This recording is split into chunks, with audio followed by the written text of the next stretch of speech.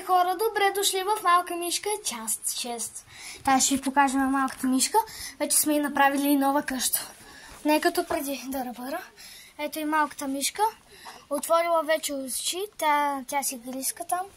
Ето и къщата, шериф Толстър, Киччо, Зайо и Байо и разни работи. Аз ще тук си поставя телефона, за да говориш. Чули?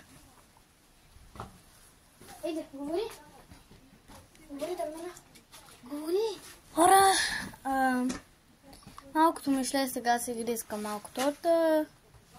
Ние правим къщата. Намерих ето това. Не знам какво по принцип. Това на тенис. Добре. Вижте, какво намерихме. Преграда и намерихме, за да не излезне. Ето. Мони ни трябва. Ама от другата страна. О, да. Да, вярно. Как мислиш? Я махни тази ограда първо. Опа. Събори ги. Забрави. Готово. Не така събариш цялата къща. Оп. Хора, ние за малко... Хора, стана малко претъпкано, но какво да се прави? Да. Малка мишка, част 6. Ето и останалите работи.